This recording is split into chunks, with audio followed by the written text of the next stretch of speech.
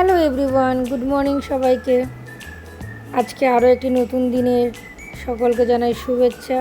সকালে হালকা বৃষ্টি পড়ছিল, তারপর তাড়াতাড়ি উঠে সকালবেলায় পুজো সেরে নিলাম। দেখো ছাদে কি সুন্দর ফুল ফুটেছে, গোলাপ। পুজো সেরে নিয়ে জলদি রেডি হতে গেলাম। নিচে নামলাম, নিচে নেমে দেখি আমার ঘরের কোণে জানালায় একটা ছোট্ট চড়ুই পাখি বসে আছে। কত সুন্দর, দেখো ছোট্ট চড়ুই পাখি বসে আছে। ও বোধহয় বুঝতে পেরেছে আমি ওর ফটো তুলছি, তাই ও চলে গেল, উড়ে গেল। ও প্রায় দিনই এসে ওখানটায় বসে, আমি প্রায় দিনই দেখি ওখানটায় ও বসে বাসা বাঁধে। এরপর বাজার চলে গেলাম,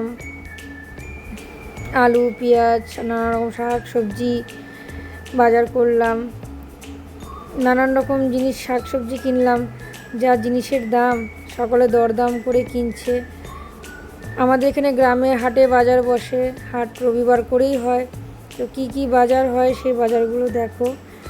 এখানে আমি নিয়েছিলাম ডাঁটা, কুমড়ো, বেগুন, ঝিঙে, পটল, উচ্ছে, স্কোয়াশ, ঢ্যাঁড়স, যা যা পছন্দ হয়েছে সব কিছুই মোটামুটি নিয়েছি।